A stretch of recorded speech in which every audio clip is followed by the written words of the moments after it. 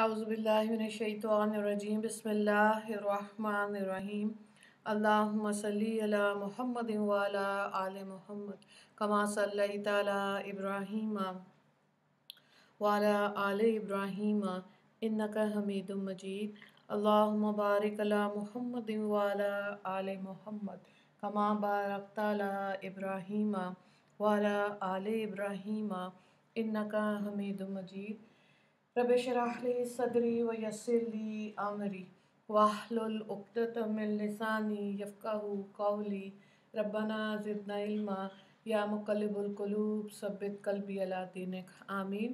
Level 1 हम कर रहे हैं और आज इसका चौथा दिन है, डे 4। तफसीर के अंदर आज हम सूरह अल-अहज़ाब की आयत नंबर 59 को देखेंगे और ये पारा नंबर 22 है। इसका पहले लफ्ज़ी तर्जुमा आप देख लें। या अय्युहन नबीयु, ए नबी सल्लल्लाहु अलैहि वसल्लम, कुल फरमा दीजिए, लि अज़वाजिका अपनी बीवियों को, व बनातिका और अपनी बेटियों को, व निसाई और औरतों को। कौन सी औरतें? अल-मुमिनीन मोमिन औरतों को। युदनीना डाल लिया करें, अलैहिन्ना अपने ऊपर, मिन से जलाबिहिन्ना अपनी चादरें, ज़ालिका ये अदना करीब तर है, के युरफना कि वो पहचान उनकी पहचान हो जाए। फला युज़ैना तो उन्हें ना सताया जाए। वकान अल्लाहु और अल्लाह है, गफूरुन बख्शने वाला, रहीमन मेहरबान। ठीक है, आयत नंबर 59 बामुहावरा तर्जुमा आप देखें। ए पैगंबर सल्लल्लाहु अलैहि वसल्लम, अपनी बीवियों से और अपनी साहबजादियों से और दूसरी मुसलमानों की औरतों से भी कह दीजिए कि सर से नीचे कर लिया करें अपने ऊपर थोड़ी सी अपनी चादर, जिससे जल्दी पहचान हो जाएगी तो तकलीफ़ ना दी जाएंगी, और अल्लाह ताला बख्शने वाला मेहरबान है।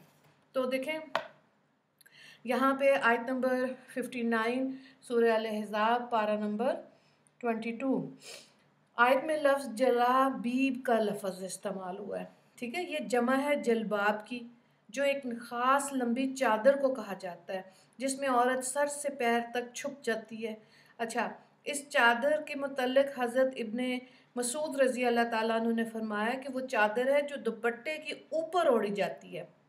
ठीक है, और हज़रत इब्ने अब्बास रज़ी अल्लाह ताला अन्हु ने इसकी बारे में फरमाया कि अल्लाह ताला ने मुसलमानों की औरतों को हुक्म दिया कि जब वो किसी ज़रूरत से अपने घरों से निकलें तो अपने सरों के ऊपर से ये चादर लटका लिया करें, चेहरे को छुपा लिया करें और सिर्फ एक आँख से वो रास्ते को देखें। इब्ने कसीर ने इसको रवायत किया।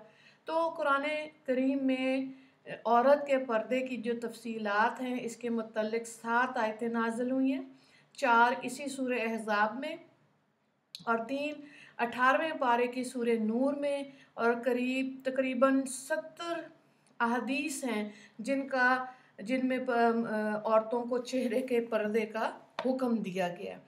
तो बात यह है कि अब देखें सूरह नूर के अंदर घर के अंदर का पर्दे के बारे में तफसील है, और ये सूरह अहज़ाब के अंदर जो अभी आपने आयत सुनी है, घर से बाहर जब निकलना हो तो फिर चेहरे को ढकने का हुक्म है।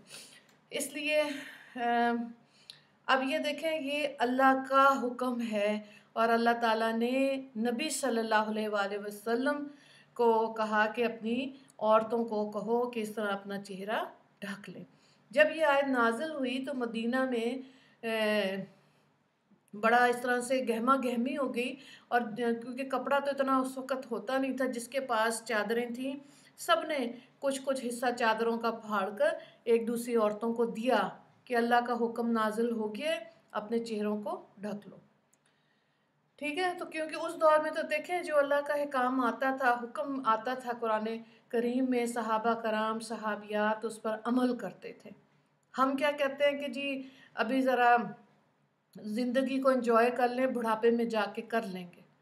بڑھاپے میں حج کر لیں گے، ذرا ٹھہر کے سارے باقی کام ہو جائیں گے تو پھر چہرے کا پردہ بھی کر لیں گے۔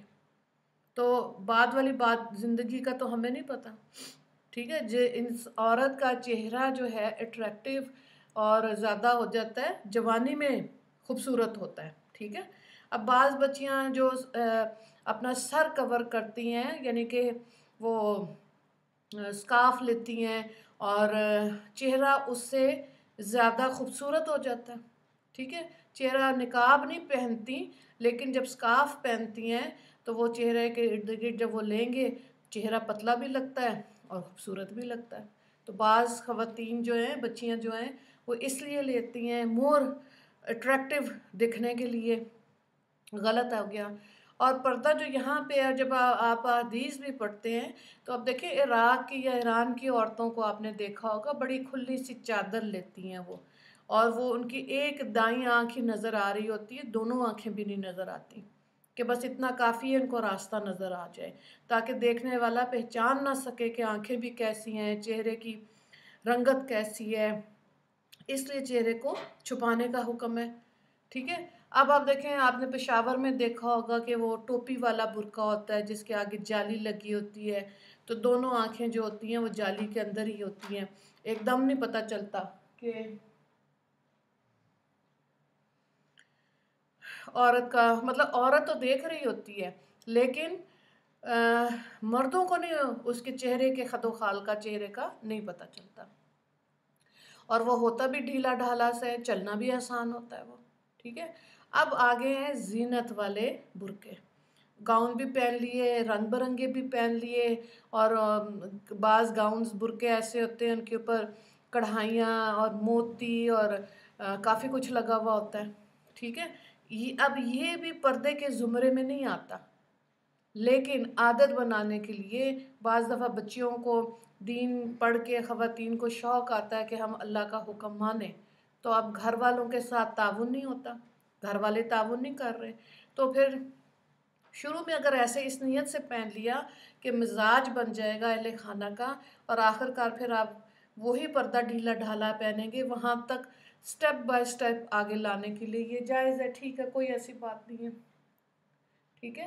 اور اگر بہت زیادہ میکسیز ایسے بنوا لی ہیں کام والی اور اس پہ امبرائڈری بھی ہوئی ہے، شادیوں پہ بھی جانا ہے، تب بھی وہ اس کا فائدہ کوئی نہیں ہے، ٹھیک ہے؟ اصل پردہ یہی ہے۔ پردے کے بارے میں حضرت فاطمہ رضی اللہ تعالیٰ عنہ بہت زیادہ احتیاط کرتی تھی، ٹھیک ہے؟ نبی کریم صلی اللہ علیہ وآلہ وسلم کی بیٹی، اور جب وہ ان کا وصال ہوا اور ان کو جنت البقیع میں دفنایا گیا، تو آج بھی آپ وہاں پہ دیکھیں جو پیپر مل رہے ہوتے ہیں جہاں پہ حضرت فاطمہ رضی اللہ تعالیٰ عنہ کی قبر مبارک ہے، ان کے دائیں بائیں بھی فاطمہ نامی ہی خواتین ہیں، تو دنیا سے جا کر بھی اللہ نے ان کا پردہ رکھا۔ اور اب آپ یہ دیکھیں کہ بہت سی خواتین ہیں، وہ یہ اپنی وصیت کرتی ہیں کہ دنیا سے جب میں دنیا سے چلی جاؤں تو میرے پردے کا بھی خیال رکھنا، غیر محرم میرا چہرہ بھی نہ دیکھیں، اور خاموشی سے اٹھا کے، یعنی کہ اگر مغرب کے بعد یا اس طرح تدفین کر دینا، ٹھیک ہے؟ تو بات یہ ہے کہ یہ چیزیں جیسے جیسے انسان، عورت خود سوچے گی نا کہ میں نے اللہ کے حکم پر اپنے آپ کو لے کر آنا ہے، تو اللہ تعالیٰ پھر وہ ایسی بات سوچے، اور یہ والا جو کل ہم نے بات کی تھی، جو گمان آپ اللہ سے رکھیں گے ویسا ہی اللہ تعالیٰ ہمارے ساتھ معاملہ کریں گے۔ اب دیکھیں، جیسے وہ میری کزن ہے، نارملی وہ غسل دیتی ہیں، تو انہوں نے مجھے کہا کہ شگفتہ میں یہ میرا اپنا ذاتی تجربہ ہے کہ وہ عورت جو زندگی میں چہرہ ڈھکتی تھی یا سر ڈھکتی تھی، تو جو سر والا رومال ہے نا، یہ بڑی جلدی اس میت کے سر کے ساتھ ٹیشو پیپر کی طرح چپک جاتا ہے، ساتھ لگ جاتا ہے۔ اور وہ عورتیں جنہوں نے اس چیز کی پرواہ نہیں کی، بال کھلے ہوئے، گھر سے باہر بھی اسی طرح، بازاروں میں بھی اسی طرح، ان کے ساتھ سر کا رومال، کیونکہ عورت کی جو عورت ہوتی ہے نا، اس کی کفن کے 5 حصے ہوتے ہیں، 5 کپڑے، تو مرد کے 3 ہوتے ہیں، تو وہ جو سر کا رومال ہے وہ نہیں ٹکتا۔ یہ بیسکلی انہوں نے اپنا ایک ذاتی تجربہ تھا جو اس نے شیئر کیا۔ تو دیکھیں اللہ تعالیٰ نے تو جو ایک خاتون ہے، جو عورت ہے، مسلمان ہے، اس کے لیے تو مرنے کے بعد بھی اس کو ڈھکا ہوا رکھا ہے نا۔ اللہ تعالیٰ کو ایسے ہی اچھا لگتا ہے۔ تو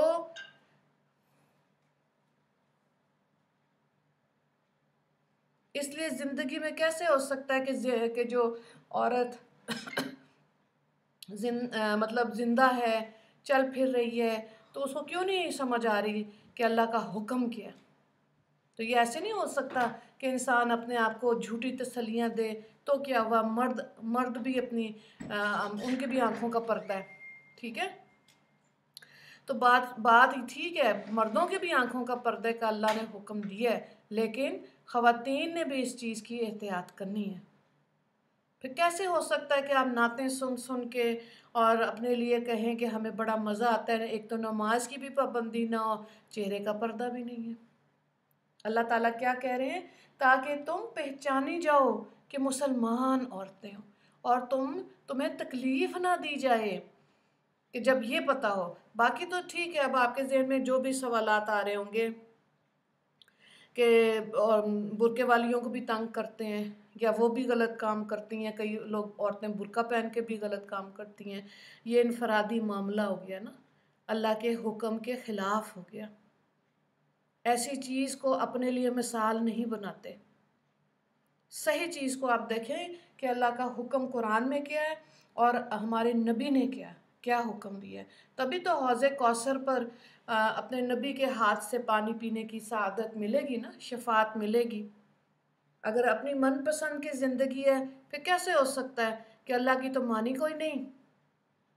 اور کتنے مرد ہیں ایسے جو کہتے ہیں کہ ہمارا ایمان خراب کرتی ہیں عورتیں، ایسے بند سنور کے آ جاتی ہیں۔ اب تو آپ دیکھیں جو حج عمرے پہ بھی جاتی ہیں، اب تو کرونا کی وجہ سے کوئی سال ہو گیا ڈیٹ کے، اس طرح سے وہاں پہ بھی بندش تھی، اس سے پہلے دیکھیں وہاں پہ بھی عورتیں اس چیز کی احتیاط نہیں کرتی۔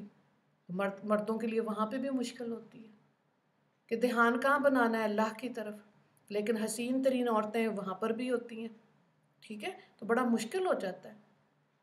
تو بات کو یہ سمجھنا چاہیے، وہ خواتین جیسے بچے بالغ ہوگی اس کو بتائیں شرعی پردہ کیا ہے، اور اس کی تفصیل قرآن میں موجود ہے، احادیث میں موجود ہے۔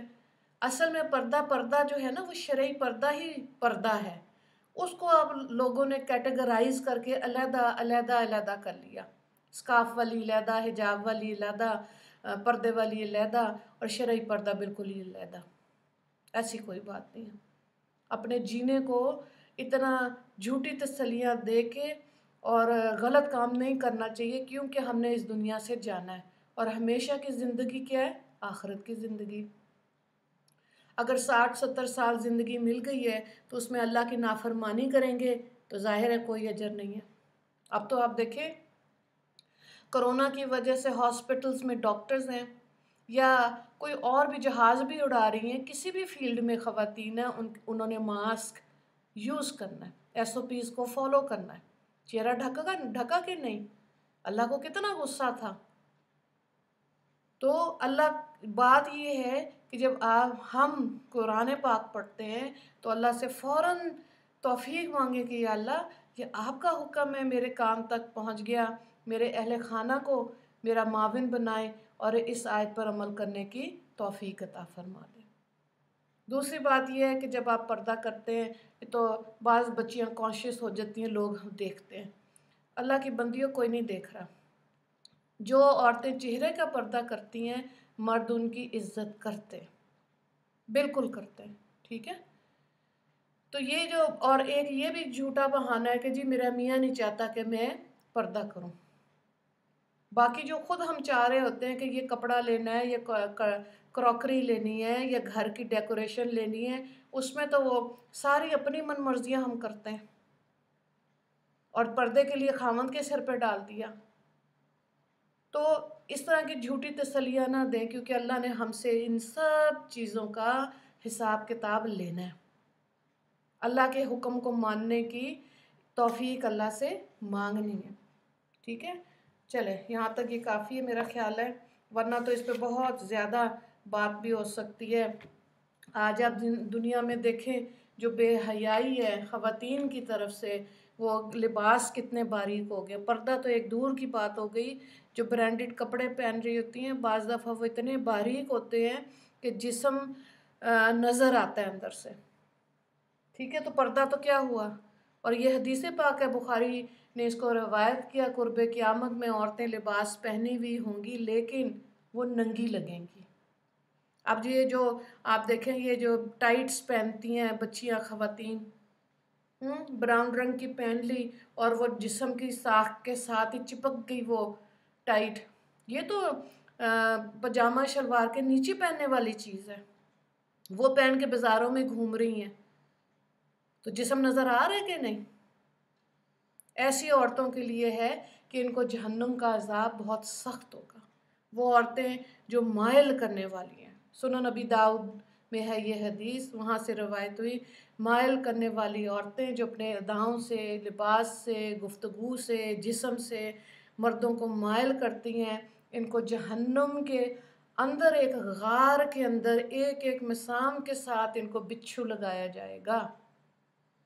اور پھر اللہ تعالیٰ کہیں گے جب سر سے لے کے پاؤں تک بچھوؤں سے بھر جائے گی تو اللہ تعالیٰ کہیں گے غار کا منہ بند کر دو، میں ان کی شکلیں بھی نہیں دیکھنا چاہتا. کتنا سخت عذاب ہے.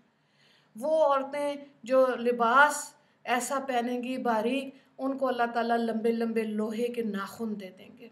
وہ اپنے جسم اور ان کو خارش کا عذاب ہوگا، اور وہ اپنے ان ناخنوں سے اپنے جسموں کو خود ہی نوچ دیں گی.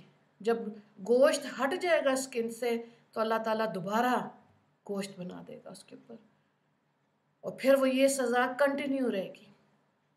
اسی طرح جو عورتیں اپنا سینہ نہیں ڈھکتی، سینے کے ابھار نظر آ رہے ہیں، ان کے سینے کے ابھار سے سولاخ گزار کے جہنم کے اوپر لٹکایا جائے گا. کتنا سخت عذاب ہے. تو اللہ کی بات سن کے اس پر عمل کرنا چاہیے، ورنہ اس دکھاوے اور بناوٹ سے کچھ حاصل نہیں ہونا. الحمدللہ آپ دیکھیں، میں تو حیران ہوتی ہوں، گھروں کے اندر اللہ نے اب زیادہ تر لوگوں کے پاس بنیادی چیزیں گھروں میں موجود ہیں، تو پھر بھی اللہ سے شکوہ کیوں؟ پھر کیوں نہیں مانگتے توفیق کہ اللہ کی مان کے ہم زندگی گزاریں، آخرت میں اللہ کا دیدار. کتنی اعلیٰ بات ہے. لیکن وہ عورتیں جو پردہ نہیں کرتی تھیں، ان کو تو جنت کی خوشبو بھی نہیں آئے گی. اللہ کا دیدار تو بڑی مشکل بات ہے. جنت مل جائے گی لیکن جنت کی خوشبو نہیں آئے گی. کتنے گھاٹے کا سودا ہے. تو اس پہ ضرور سوچے. جہنم کے اندر ایسی عورتوں کے عذاب بہت سخت ہیں. اللہ تعالیٰ ہمیں صحیح معنی میں قرآن کو پڑھنا، سمجھنا، سیکھنا، اس پر عمل کرنا اور پھر اس کو پھیلانے کی بھی توفیق دے. یہ ایک واحد ذریعہ ہے جس سے آپ لوگوں کو واپس دین اسلام کی محبت اور اس کی اسٹرینتھ کی طرف لا سکتے ہیں، اسلام کی. اور الحمدللہ بہت کام ہو رہا ہے پوری دنیا میں.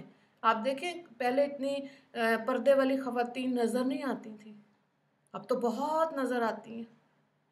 صرف پاکستان میں نہیں، پاکستان سے باہر بھی. ٹھیک ہے، تو الحمدللہ بہت دین کا کام ہو رہا ہے. جہاں جہاں جس لیول پر بھی ہے اللہ تعالیٰ سب کو قبول کرے. بس یہ دعا کرنی چاہیے کہ ہمیں آپس کے تفرقے میں نہ ہم پڑیں اور اللہ کی مان کے زندگی گزاریں. ٹھیک ہے، حدیث پاک کی طرف آ جائیں. دروشی پڑھیں. اللہم صلی علی محمد وعلی آل محمد کما صلیت علی ابراہیم وعلی آل ابراہیم انک حمید مجید. اللہم بارک علی محمد وعلی آل محمد کما بارکت علی ابراہیم وعلی آل ابراہیم انک حمید مجید. آج کی حدیث ہے المؤمن غر کریم، مومن بھولا بھالا شریف ہوتا ہے. والفاجر خپ لئیم، اور فاجر مکار کمینہ ہوتا ہے. اچھا پہلے بھولا بھالا کو دیکھیں. غر کے معنی ہوتے ہیں دھوکہ کھانے والا. تو حدیث کا مطلب یہ ہوا کہ نیک آدمی نرم مزاج ہوتا ہے اور وہ ہر ایک پر اعتماد کر لیتا ہے، اسی وجہ سے وہ ہر ایک کے سے دھوکہ بھی کھا سکتا ہے. ٹھیک ہے، تو ایک اور یا اس کے دھوکے کھانے کی وجہ یہ بھی ہو سکتی ہے کہ وہ ہر ایک سے اچھا سلوک کرتا ہے اور کوئی بھی اس کو کسی قسم کی بات کہہ دے وہ سچ مان لیتا ہے، لیکن وہ ہوتی نہیں ہے تو دھوکہ کھا سکتا ہے۔ تیسری چیز کی وجہ یہ ہے کہ اس کے سامنے آخرت ہوتی ہے، اس لیے کوئی آدمی اس سے کوئی بات کہے تو مان لیتا ہے، اور آخرت کے انعام جو معاف کرنے پر وارد ہوتے ہیں ان کو سامنے رکھتے ہوئے وہ لوگوں کو معاف کر دیتا ہے۔ لیکن یہ دیکھیں بخاری کی ہی حدیث پاک ہے، آپ صلی اللہ علیہ وآلہ وسلم نے فرمایا مومن ایک سراغ سے 2 دفعہ نہیں ڈسا جا سکتا، ٹھیک ہے، یعنی ایک ہی بندے سے 2 دفعہ دھوکہ نہیں کھا سکتا مومن، اتنا ہوشیار سمجھدار ہونا چاہیے کہ آپ کو پتہ ہے یہ آدمی دھوکے باز ہے، یہ ڈچ کرتا ہے، چیٹ کرتا ہے، تو اب آپ کا الارم بجنا چاہیے، ٹھیک ہے، 2 دفعہ کے اب اپنے آپ کو پیچھے ہٹائیں ایسے لوگوں سے۔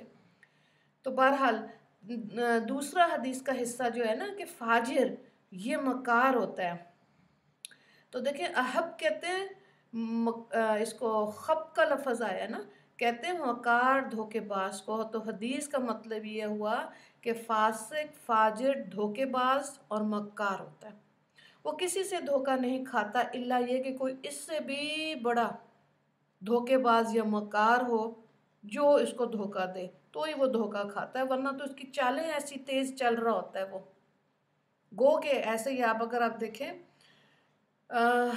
جو کرمنلز ہوتے ہیں نا ان کے دماغ تیز ہوتے ہیں لیکن وہ الٹی طرف چل رہے ہوتے ہیں، تھک تو جاتے ہیں، ہار بھی جاتے ہیں، لیکن کتنے لوگوں کو تکلیف دے جاتے ہیں، ٹھیک ہے، یہ کوئی 1-2 دن کی بات نہیں ہوتی ہے، کیونکہ شیطان بھی اس کے ساتھ ہو جاتا ہے نا، پھر چالیں اور تیز ہو جاتی ہیں، بدگمانیاں اور تیز ہو جاتی ہیں، اور اس طرح سے وہ اپنی مکاری میں بہک ہی جاتے ہیں، ٹھیک ہے۔ پھر آپ یہ دیکھیں یہ لکھا ہے کہ یہ مطلب یہ ہے کہ جیسے مومن کے بارے میں گزرا کہ اس کے سامنے آخرت ہوتی ہے، اس لیے وہ دنیا میں سب کو معاف کرتا ہے، مگر فاسق اور فاجر جو ہے وہ انتقام کا جذبہ اس کے اندر بہت زیادہ ہو جاتا ہے، دنیا اس کو بہت محبوب ہوتی ہے، اسی وجہ سے وہ دھوکہ دے کے سمجھتا ہے کہ میں دنیا کے اندر جو کامیابی ہے یہی شاید انسان کی کامیابی ہے، حالانکہ ایسے نہیں ہے۔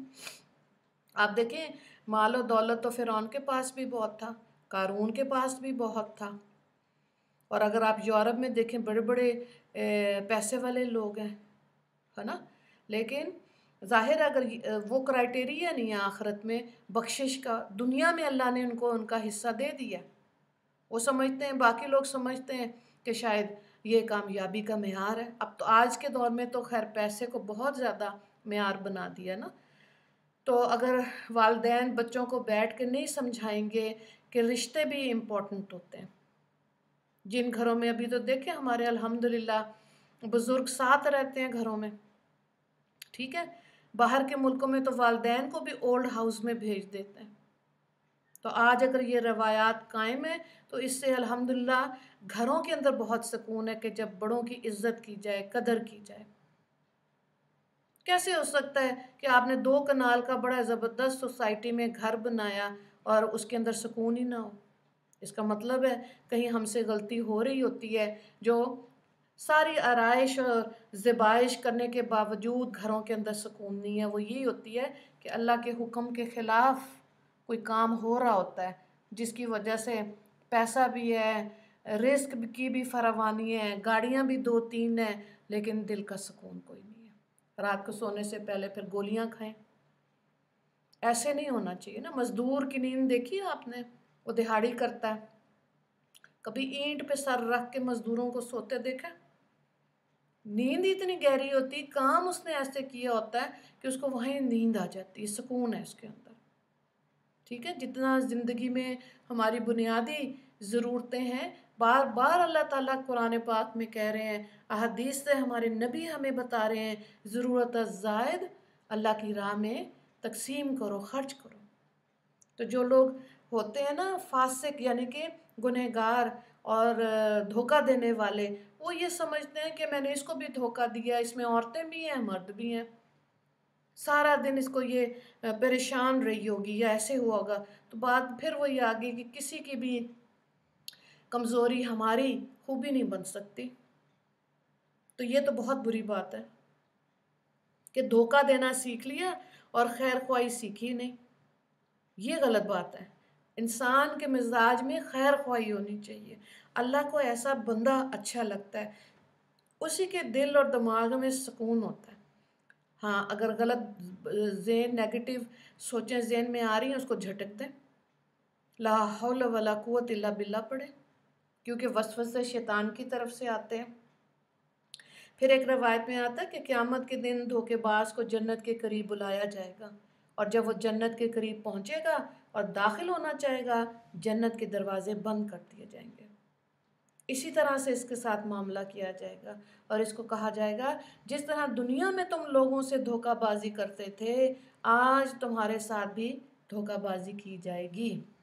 बड़ा खसारा है, क्योंकि दुनिया में तो मौत आनी है ना, तो इंसान की जो मुश्किलात हैं ख़त्म हो जाएंगी, लेकिन आखिरत में तो कोई मौत नहीं आनी। अब क्या करेंगे, कहाँ जाएंगे अगर जन्नत का दरवाज़ा बंद हो गया? तो दुनिया में इतने खसारे का सौदा नहीं करना चाहिए।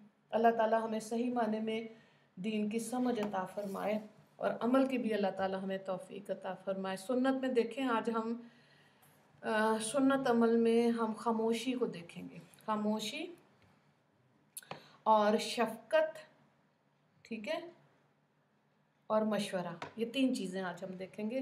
तो देखें, खामोश जो होता है ना, वो बात कहते हैं ना, एक चुप 100 सुख, सुना है ना आपने? इसी तरह खामोशी में सुकूनत है और ये सुन्नत अमल है। मजलिस में जा रहे हैं, कम गो, खुद से कम बात करें और ऐसी मजलिस में शिरकत करेंगे, सुन्नत है। ठीक है, मोमिन की अलामत के लिए आता है कि कलील कलील काम कसीर अमल मोमिन की अलामत है। क्या मतलब? कि जो मोमिन है बातें थोड़ी करता है, काम ज़्यादा करता है। कई लोग होते हैं उनको बहुत ज़्यादा बात करने का शौक़ है, शौक़ होता है, मिजाज होता है। तो कम बोलने के अंदर 2 खसलतें तराजू पर भारी होंगी, एक हुस्न अखलाक और दूसरा तवील खामोशी। और इसमें फिर ये लिखा है कि खामोशी 60 साल की इबादत से अफजल है। क्योंकि आप खामोश हैं, इसका मतलब आप किसी को तकलीफ़ ही नहीं दे रहे, है ना? वरना तो हम ये पिछले 2-3 दिन से देख रहे हैं कि लफ्ज़ों का बोझ हम उठाते हैं, ठीक है? जो गुस्से में बोले जाते हैं, जो ज़ुबान से सख्त लफ्ज़ होते हैं, उसका बोझ फिर हम अपनी ज़िंदगी में ख़ुद उठाते हैं। इसलिए बड़ा मुहतात हो के गुफ्तगू में खामोशी बेहतर होती है। फिर आफ़ियत, 9 हिस्से आफ़ियत खामोशी में है, 10वां हिस्सा गोशा नशीनी में है। खामोशी सीखो जैसे गुफ्तगू करना सीखते हो। खामोशी बुलंद इखलाक है, ठीक है। अच्छा बोलना तो देखें, ये आज आप इस पे देखें सेमिनार्स भी होते हैं स्कूल कॉलेज में, मोटिवेशनल टॉक में, और बहुत से टेड टॉक्स ऐसी हैं जिसके अंदर बोलना सिखाया जाता है कि जी अच्छी गुफ्तगू ऐसे करें, वो भी करें। ज़ाहिर है बिल्कुल अलग थलग होके बैठे रहना वो तो रहबानियत है ना, वो क्रिश्चियनिटी में, हमारे दीन में मना है। तबलीग इसीलिए है ना कि आप जहाँ पर गफलत वाली ज़िंदगी गुजार रहे हैं उनको उठाएं, बताएं नमाज की अहमियत, रोज़े की, हज ज़कात की, अल्लाह की राह में ख़र्च करने की, ये ज़रूरी है। इसीलिए आप सल्लल्लाहु अलैहि वसल्लम ने 11 निकाह किए ताकि उनकी यह बीवियाँ दीन इस्लाम को फैलाने में मददगार साबित हों। ठीक हो गया, ये बहुत ज़रूरी था। और आज भी औरतों के अंदर, जिस तरह हज़रत आयशा ने अपने दौर में, हज़रत हफ्सा ने, हज़रत उम्मे सलमा ने मेहनत की दीन को फैलाने के लिए, ये इल्म वालियाँ थीं, उतना ज़रूरी है। लेकिन ये जो खामोशी की बात आ रही है, ये नूरुन अला नूर है। इल्म तो है, ज़रूरत के वक्त बोलना, बाकी वक्त खामोश रहे, ठीक है। इस चीज़ की बात हो रही है। वरना तो आप देखें कितने ऐसे मोहल्ले हैं सुबह 10-11 बजे, जब तक कोई लड़ाई ना हो जाए। ऐसे भी सोसाइटीज़ मैंने देखी हैं, औरतें घर के बाहर खड़ी होकर देख रही होती हैं, उसके घर कौन आया, इसके घर कौन आया, यहाँ से आज कौन निकला। ज़रूरत नहीं इतना वक्त ज़ाया करने का ज़िंदगी का।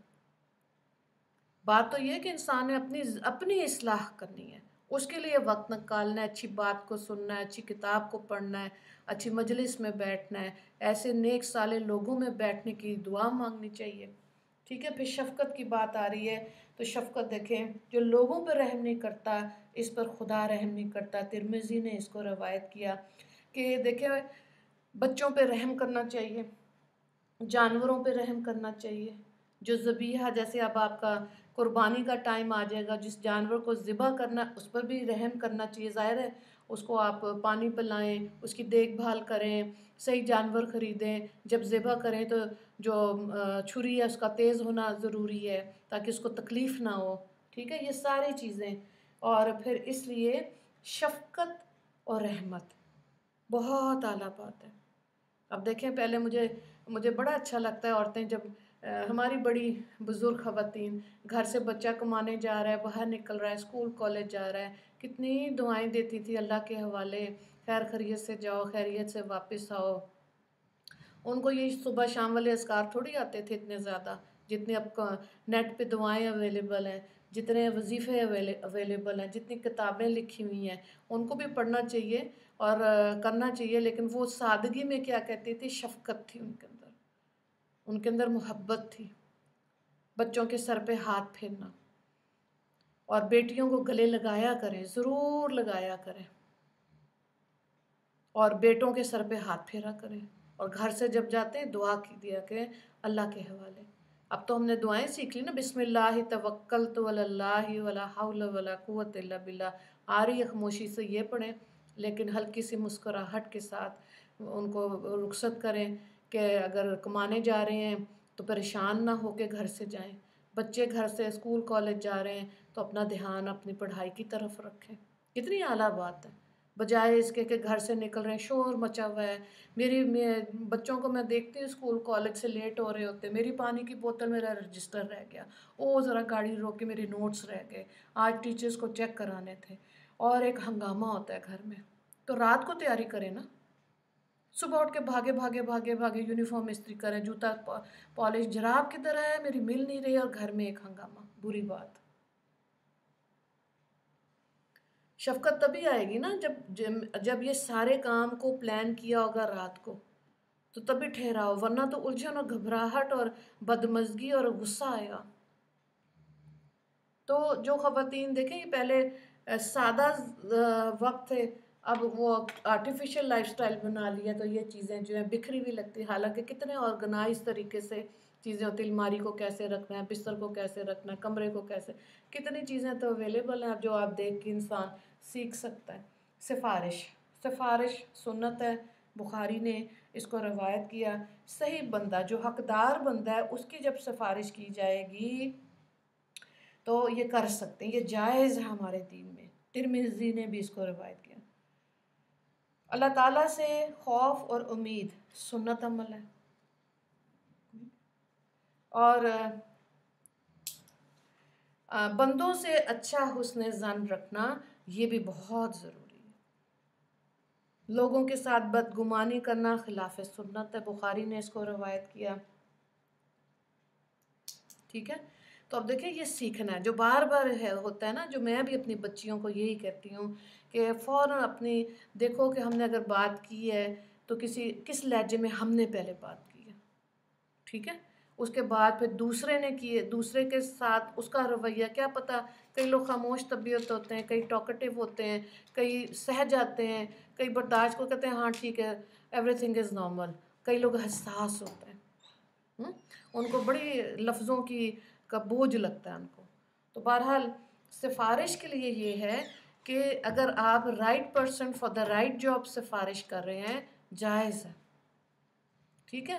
ہاں ایسے نہیں کہ بندہ ٹیچر اپوائنٹ کرنی ہے آپ نے اسلامیات کے لیے، وہ ساری زندگی کیمسٹری پڑھتی رہی، اب انہوں نے دیکھا اسکول میں جی پریزنٹیبل ٹیچر ہونی چاہیے تو وہ اسلامیات کا پتہ ہے کوئی نہیں، ٹیچر ہائر کر لی، نہیں ہو رہی سفارش ہو گئی، نہیں ایسے نہیں ہے، بچوں کا حق نہ ماریں پھر نا۔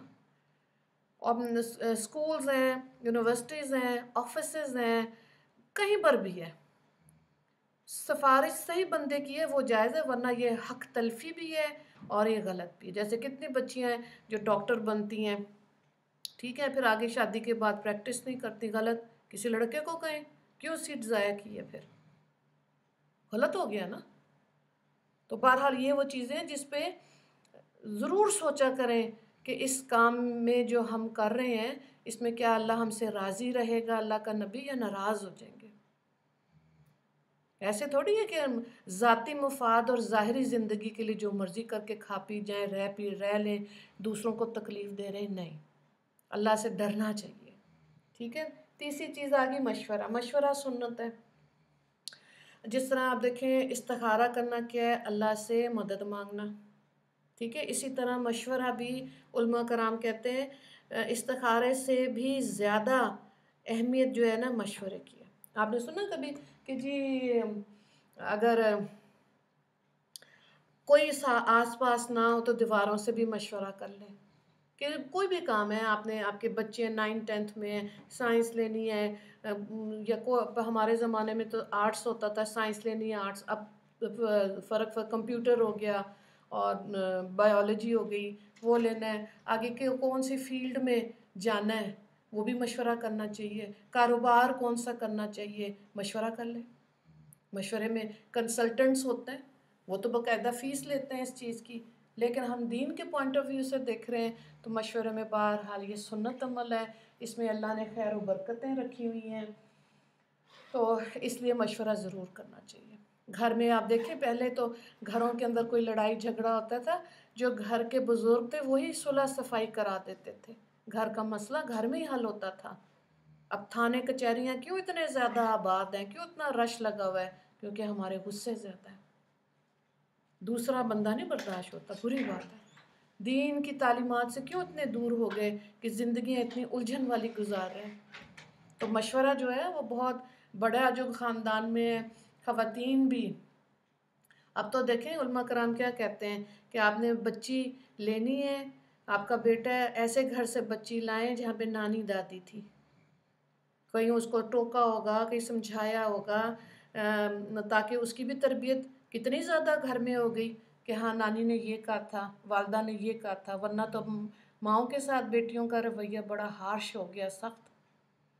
تو مشورہ رشتے ناطے کرنے تب بھی مشورہ کریں، ٹھیک ہے۔ اور بہت زیادہ سختیاں چلیں وہ تو پھر ایک ٹاپک ہی فرق ہو جائے گا اگر رشتے ناتوں پہ آگے۔ مین چیز کیا تھی کہ مشورہ جو ہے سنت عمل ہے اور اس کو ضرور کرنا چاہیے۔ مشورہ اور استخارہ کرنے والا انسان کبھی مایوس نہیں ہوتا، ٹھیک ہے۔ اللہ زندگیوں میں برکت دے۔ فقہ میں آج ہم دیکھیں گے نماز۔ اچھا جی، ایک چیز کی میں وضاحت کر دوں کہ نماز کے اندر نا اسکول آف تھاٹ کا فرق ہے، مسلک کا فرق ہے، ٹھیک ہے۔ تو ہم اس کو نہیں ہم چھیڑے، جو بھی آپ کا جیسے مسلک ہے، اہل حدیث ہیں وہ رفع یدین کرتے ہیں اور اہل سنت رفع یدین نہیں کرتے، اپنی نماز پہ قائم رہیں۔ اللہ کو تو سجدہ چاہیے نا، اس پہ بحث نہیں ہونی چاہیے، تکرار نہیں کرنی۔ تو اب دیکھیں کہ امام شافعی رحمہ اللہ کے لیے آتا ہے کہ وہ رفع یدین کرتے تھے اور امام مالک نہیں کرتے تھے، اگر میں غلطی پہ نہیں ہوں دونوں اماموں کی۔ تو ایک دفعہ دونوں ملاقات کرنے لگے تو امام شافعی نے اپنے اسٹوڈنٹس کو کہا کہ آج امام مالک کو ہم نے ملنے جانا ہے، وہاں جا کے ہم رفع یدین نہیں کریں گے۔ اچھا، اور امام مالک نے کہا کیونکہ وہ لوگ تو شافعی جو ہیں وہ تو کرتے ہیں رفع یدین، آج ہم رفع یدین کریں گے، ٹھیک ہو گیا۔ اچھا، جب اکٹھے ہوئے تو ایسے نمازیں ادا کی گئی، محبت کی بات ہے۔ دیکھیں اختلاف جائز ہے، باعث رحمت ہے، اس پہ بحث نہیں کرنی۔ مخالفت ناجائز ہے، مخالفت نہیں اللہ کو پسند کہ بیٹھ کے اہل سنت اہل حدیث کو برا بھلا کہتے رہیں، اہل حدیث ان کو کافر کہتے رہیں، کوئی ضرورت نہیں ہے۔ اللہ نے عزازیل نے سجدہ نہیں کیا، اللہ نے اس کو ابلیس بنا دیا، تو یہاں تو ساری جماعتیں اللہ کے آگے سجدہ کر رہی ہیں، ٹھیک ہے۔ وہ علماء کرام کی بحث ہے، وہ جس کو چاہیں جیسے۔ خواتین کے پوائنٹ آف ویو یہ دیکھیں گھر کے اندر آپ کے میاں کی، آپ کے والد کس طرح نماز ادا کرتے ہیں، ان سے پوچھیں، سمجھ لیں، اس طرح سے نماز کو ادا کر لیں، ٹھیک ہے۔ تو بہرحال ہم یہ سینسٹیو چیز ہے، اس کو نہیں ابھی ہم چھیڑے۔ مین چیز کیا ہے، نماز کی ادائیگی، ٹھیک ہے، جس میں خواتین کی غفلت ہے۔ دیکھیں معراج پر آپ صلی اللہ علیہ وآلہ وسلم جب تشریف لے کر گئے تو جو انعام جو گفٹ ملا وہ 5 وقت کی نماز تھی for Muslims men and women دونوں کے لیے، ٹھیک ہے۔ اب آپ نعتیں پڑھ رہے ہیں، سر دھن رہے ہیں، بہت اعلیٰ بات، میلاد پہ جا رہے ہیں، ٹھیک ہے، لیکن نماز ضرور پڑھیں، ٹھیک ہے۔ آپ کا اپنا درس و تدریس کا سلسلہ ہے، نماز سے غفلت نہیں ہونی چاہیے۔ اتنی ڈیٹیل سے فقہ میں مسائل موجود ہیں، بچے کی پیدائش کے وقت بھی نماز کو کیسے ادا کرنا ہے، کتنا زیادہ ہے اس کے اوپر، غفلت نہیں ہونی چاہیے۔ آپ اگر اس وقت نہیں پڑھ سکتے، جیسے آج کے دور میں بہت سی خواتین ایسی ہیں کہتی ہیں کہ ہم دوائیاں کھاتے ہیں، نیند ایسی آتی ہے، فجر نہیں پڑھ سکتے، تو ان کو یہ کہتے ہیں 10-11 بجے قضا پڑھ لیں، چھوڑ نہیں سکتے آپ۔ اور جتنا جتنا نماز کی اہمیت کے بارے میں ہم پڑھتے جائیں گے، سمجھ آتی جائے گی، تو وہ ان عورتوں کی نمازیں کوئی نہیں قضا ہوتی۔ اب دیکھیں جیسے سعودی عربیہ میں جائیں آپ، شاپس ہیں، وہ لوگ سنت اور نفل پڑھتے کوئی نہیں، فرض چھوڑتے کوئی نہیں، فرض ضرور پڑھتے ہیں، ٹھیک ہے۔ اہل سنت میں کیا ہے، وہ سنت اور نفل کے خواب میں بعض دفعہ فرض بھی رہ جاتے نہیں۔ جس چیز کا اللہ نے حساب لینا ہے اس پہ جاگتے ہوئے زندگی، شعوری زندگی گزارنی ہے۔ اس میں اب آپ دیکھیں، ایک تو میں آپ کو یہ بتاؤں کہ نماز کے اوقات جو ہے نا، ٹائمنگز، اس کے کیلنڈر ملتے ہیں اور یہ اپنے گھر میں ہونا چاہیے۔ ہم نے بھی کوشش کی پچھلے 1 سال میں کہ زیادہ سے زیادہ خواتین تک یہ تقسیم کیے جائیں۔ پھر اس کا سمجھاتے ہیں کہ صبح صادق کا مطلب یہ ہے، جب ادھر ٹائم لکھا ہوا ہے تو اس کے اندر میں ایک تصویر شیئر کر دوں گی گروپ میں تاکہ آپ اس کو دیکھ لیں۔ اس سے پہلے آپ سحری کا وقت ختم، تہجد کا وقت ختم، پھر طلوع آفتاب کا مطلب ہے فجر کا وقت ختم، اس کے بعد زوال کا وقت ہے 11:15 سے 12:15، ٹھیک ہے۔ اس میں سجدہ نہیں ہے، قرآن پڑھ سکتے ہیں۔ اسی طرح ظہر کا وقت جو داخل ہوتا ہے، عصر کس وقت پڑھ سکتے ہیں، مغرب کا تو زیادہ تر لوگوں کو روزے کی مناسبت سے آگاہی ہے۔ نفلی روزے رکھنے والے جو پیر جمعرات کو خواتین روزہ رکھتی ہیں، ان کو بھی پتہ ہوتا ہے کہ روزہ کتنے بجے کھلے گا۔ پھر عشاء کی نماز آ گئی، ٹھیک ہے۔ سردی گرمی میں پورے سال کا ایسے سٹینڈرڈ چارٹ بنا ہوا ہوتا ہے، وہ گھر میں ہونا چاہیے تاکہ آپ نفلی نماز پڑھ سکیں، زوال کے وقت کا خیال رکھ سکیں اور نفلی روزے رکھ سکیں، ٹھیک ہے۔ یہ بہت ضروری ہے۔ اس کے بعد جو نماز کے فرائض، ٹھیک ہے، اس کے ساتھ دیکھیں فجر کی 2 سنتیں، 2 فرض ہیں۔ ظہر کی 4 سنتیں موقتہ ہیں، ضرور پڑھنی ہے، ٹھیک ہے۔ اس کے بغیر آپ نے 4 فرض نہیں پڑھنے۔ تو اس کے بعد موقتہ 4 سنت ہو گئی اور 4 فرض ہو گئے، پھر 2 سنت 2 نفل۔ عصر کے 4 سنتیں غیر موقتہ ہیں، پڑھ لیا تو ٹھیک ہے، نہیں پڑھا، پڑھ لیا تو ثواب زیادہ، اگر نہیں پڑھے گے تو گناہ نہیں ہے۔ لیکن ظہر کی 4 سنتیں نہیں چھوڑ سکتے۔ اور پھر کیا چیز ہے، نارملی زیادہ تر لوگ عصر کے 4 فرائض ہی پڑھ رہے ہوتے ہیں۔ مغرب کی طرف آ جائیں، یہاں پر آپ نے مغرب کے 3 فرض ہیں، 2 سنت ہیں، 2 نفل ہیں۔ عشاء کے بھی اسی طرح 4 سنت جو پہلے ہیں وہ غیر موقتہ ہے، پڑھ لیا تو ثواب ملے گا، نہیں پڑھا تو گناہ نہیں ملے گا، آپ چھوڑ سکتے ہیں۔ لیکن ظہر کی 4 سنتیں نہیں چھوڑ سکتے، اور پھر آپ 4 فرض پڑھیں، اور اسی طرح سے جو وطر ہیں وہ بھی آپ نہیں چھوڑ سکتے۔ تو نارملی اگر جوائنٹ فیملی میں خواتین کا بعض دفعہ ذمہ داری زیادہ ہے تو آپ اس کو 4 فرض، 2 سنت، 3 وطر پڑھ لیں، نماز ہوگی، لیکن اس کو عادت نہیں بنایا جا سکتا، ٹھیک ہے۔ پوری نماز پڑھنے کی کوشش کرنی ہے۔ اوقات کے بعد جو آگے یہ آپ کی جگہ صاف ہونی چاہیے، نماز والی لباس صاف ہونے چاہیے۔ بعض خواتین کو میں نے دیکھا ہے وہ اپنے کپڑوں پر ایک میکسی ٹائپ بنوا لیتی ہیں، اس کو پہن لیتی ہیں، جس میں سے آپ کے ہاتھ نظر آ سکتے ہیں، چہرہ کھلا ہونا چاہیے، پاؤں ڈھک لیے تب بھی ٹھیک ہے۔ اس میں بھی اسکول آف تھاٹ کا فرق ہے، نہیں ہے تو نماز ہو گئی، لیکن سر پورا ڈھکا ہونا چاہیے، بال نظر نہیں آنے چاہیے، چہرہ ڈھک کے نماز نہیں ہوتی، ٹھیک ہے، چہرہ کھول کر ہی نماز ہوتی ہے۔ آپ نے نیت کرنی ہے، تو نیت کے لیے آپ نے اگر زبان سے میں نیت کرتی ہوں، ایسے کر کے بولا ٹھیک، دل میں ارادہ کیا ٹھیک، دونوں جائز ہو گئے۔ پھر قرآن پاک کی تلاوت جو ہے آپ نے 4 رکعتیں ہیں نا، تو پہلی رکعت میں سورہ فاتحہ کے بعد آپ جو بھی سورت پڑھیں گے قرآن کی ترتیب کے حساب سے اس کو آپ نے پڑھنا ہے۔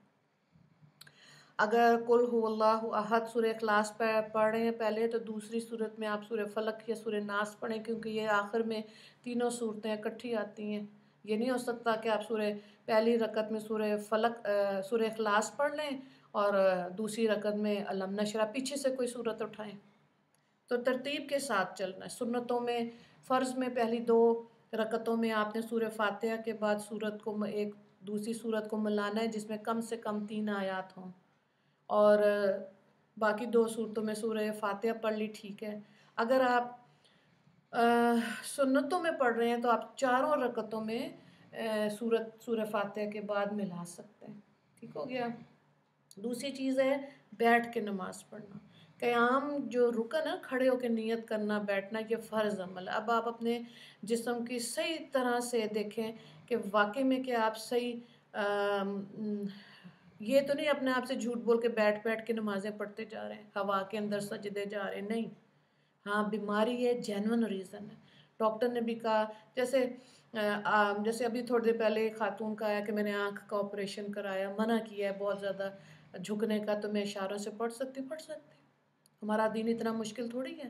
ظاہر ہے آپ سر نیچے کتنا جھکا لیں، نہیں پتہ ہوگا تو وہ ظاہر ہے سارا سٹریس سٹرین آئیز پہ پڑے گا۔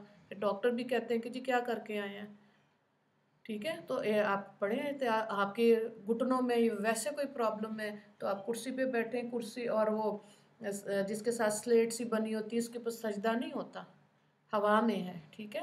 اس کی بھی ترتیب ہے، وہ بھی پھر سمجھنی چاہیے، تو پڑھ سکتے ہیں۔ لیکن فضیلت میں یہ نماز کمزور ہے۔ فضیلت والی نماز وہی ہے جو آپ کھڑے ہو کے پڑھیں۔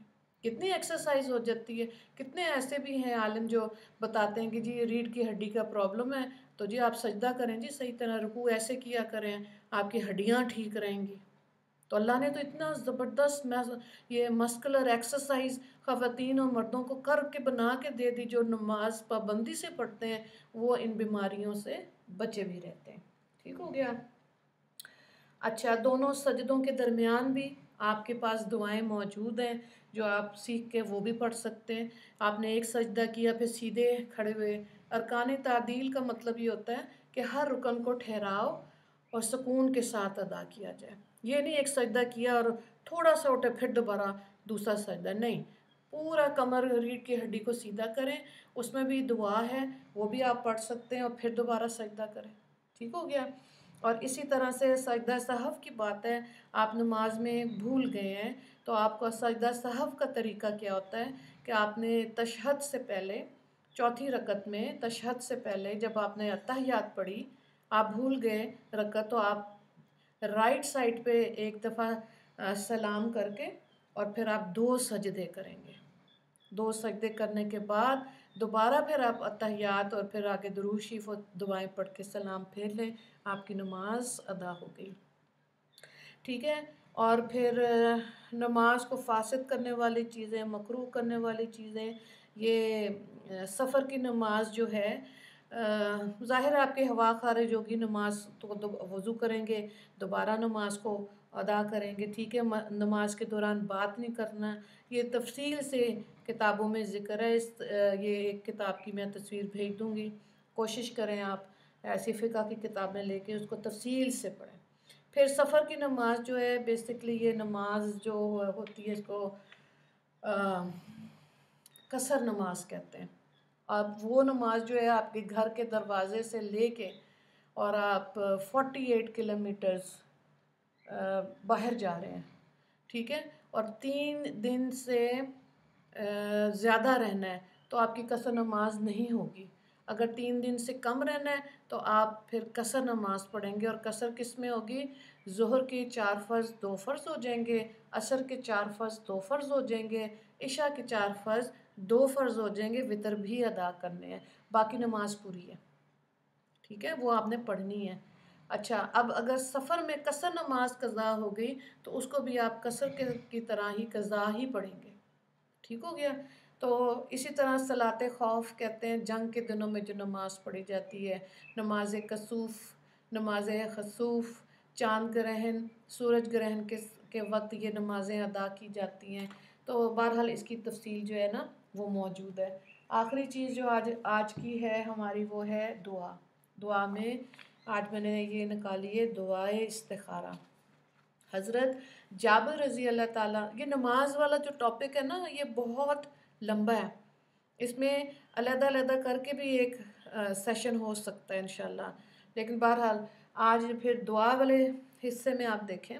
حضرت جابر رضی اللہ تعالیٰ عنہ سے روایت ہے کہ رسول اللہ صلی اللہ علیہ وآلہ وسلم نے ہمیں دعائے استخارہ اس طرح سکھاتے تھے جس طرح قرآن پاک کی کوئی سورت ہو۔ فرماتے کہ جس کو کوئی حاجت ہو وہ 2 رکعت نماز ادا کرے، پھر یہ دعا پڑھے، اور پھر جہاں پہ یہ لفظ آتا ہے نا حاضل امرا، یہاں پر اپنی حاجت کو بیان کرے اللہ کو، ٹھیک ہے، تو اللہ سے مشورہ ہو جائے گا۔ نارملی آپ دیکھیں یہ دعا جو ہے نا یہ ہم نے بچوں کی شادیوں کے لیے رکھی ہوئی ہے، حالانکہ رشیا کے جو مسلمان تھے وہ اس کو اشراق کی نماز کے ساتھ ہی اس دعا کو بھی پڑھ لیا کرتے تھے۔ سارا دن خیر و برکت والا ہوتا تھا، جو کام انسان کے حق میں صحیح تھا وہ آسان ہو جاتا تھا، جو نہیں ہے کیونکہ دعا مانگی ہے نا، صبح صبح اللہ سے مشورہ کیا ہے، تو وہ جو برے کام ہوتے ہیں وہ خود بخود پھر اللہ ساتھی بنتا ہے نا، پھر اللہ تعالیٰ آسانیاں عطا کرتا ہے، ٹھیک ہے، تو اس کو آپ پڑھ سکتے ہیں روز۔ یہ نہیں ہے کہ شادیوں کے لیے رکھی ہوئی ہے کہ استخارہ کرایا بچی کا رشتہ ٹھیک ہے کہ نہیں، نہیں، سنت استخارہ 7 دن کا ہے، اس کے بعد پھر آپ روک دیں۔ اور ویسے اگر میں نے تو ایسے بھی خواتین دیکھی ہیں جب گفتگو کرتی ہیں کم خاموش رہتی ہیں، زیادہ تر بات کریں گی تو استخارے کی دعا پہلے پڑھتی ہیں پھر وہ بات کرتی ہیں، ایسی مسلمان خواتین بھی ہیں ماشاءاللہ سے۔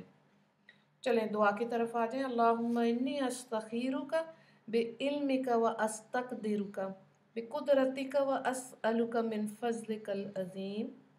ترجمے کو دیکھیں، اے اللہ میں آپ سے آپ کے علم کی بدولت بھلائی چاہتی ہوں اور آپ کی قدرت کی برکت سے طاقت مانگتی ہوں اور آپ سے بڑا فضل چاہتی ہوں، ٹھیک ہے، آگے دیکھیں فَإِنَّكَ تَقْدِرُ وَلَا اقدر وَتَعْلَمُ وَلَا أَعْلَمُ وَأَنْتَ عَلَّمُ الْغُیُوبِ، کیونکہ آپ طاقت رکھتے ہیں اور میں کمزور ہوں، اور آپ جانتے ہیں اور میں نادان ہوں، اور آپ چھپی ہوئی چیزیں بھی جانتے ہیں۔ اللہم ان کنت تعلم ان حاضل امر، یہاں پہ اب آپ اپنی حاجت بتائیں، جو بھی نوکری کے لیے، بچے کے اسکول کی سلیکشن کے لیے، رشتے کے لیے، کوئی اور کام ہے وہ اپنے ذہن میں نیت کریں اور بس اس دعا کو پڑھتے جائیں۔ یہاں سے اللہم سے ترجمے کو دیکھیں، الہی اگر آپ کے علم میں میرا یہ کام بہتر ہے میرے لیے، فی دینی و معاشی و عاقبتی امری فقدرہ لی و یسرہ لی فی، اور انجام کار میں تو مقدر کر اس کو، آسان کر اس کو میرے لیے، ثم پھر بارک لی فیہ وان کنت تعلم ان ھذا الامر شر لی فی دینی و معاشی۔ اچھا، مجھے بھی برکت عطا کر، اور اگر آپ کے علم میں یہ کام برا ہے، دوبارہ آ گیا نا ان ھذا الامر، اگر کام برا ہے میرے لیے دین اور دنیا، وعاقبت امری فاصرفہ عنی واصرفنی عنہ واقدر لی الخیر حیث کان ثم ارضنی بہ، اور انجام کار میں تو دور کر دیجئے اس کو مجھ سے، دور کر دے مجھے اس سے، اور مقدر کر میرے لیے خیر جہاں کہیں ہو، پھر مجھے اس پر راضی فرما۔ سبحان اللہ، کتنی اعلیٰ دعا ہے نا، ترجمے کی وضاحت سے دیکھیں، اور اس کو ضرور یہ آپ کو نیٹ سے بھی مل جائے گی، آپ کے گھر میں اگر صبح شام کے اذکار کی کتابیں ضروری ہوتی ہے، اور اس کا ترجمہ پہلے دیکھیں اچھی طرح، ترجمے کو 2-3 دفعہ پڑھیں، پھر عربی کو یاد کریں اور اس دعا کو اپنی زندگی میں شامل رکھیں، ٹھیک ہے، اس سے آپ کو یہ ہوگا کہ اگر آپ روز اس کی عادت ڈال رہے ہیں تو اللہ تعالیٰ روز خیر و برکتیں عطا فرمائے گا، تو اللہ تعالیٰ ہماری لیے آسانیاں عطا کرے، دین کی سمجھ کی فکر عطا کرے، اس کو جب فکر آئے گی تو ہم دین سیکھیں گے۔ اور جب دین سیکھیں گے تو ظاہر ہے بچوں کی پرورش کرنا آسان ہے، ورنہ تو گھبرائے ہوئے زندگیاں گزاریں گے، ہے نا؟ تو اللہ تعالیٰ آسان کرے۔ وآخر دعوانا ان الحمد للہ رب العالمین۔ اللہم اغفر للمسلمین والمسلمات والمؤمنین والمؤمنات۔ السلام علیکم ورحمۃ اللہ وبرکاتہ۔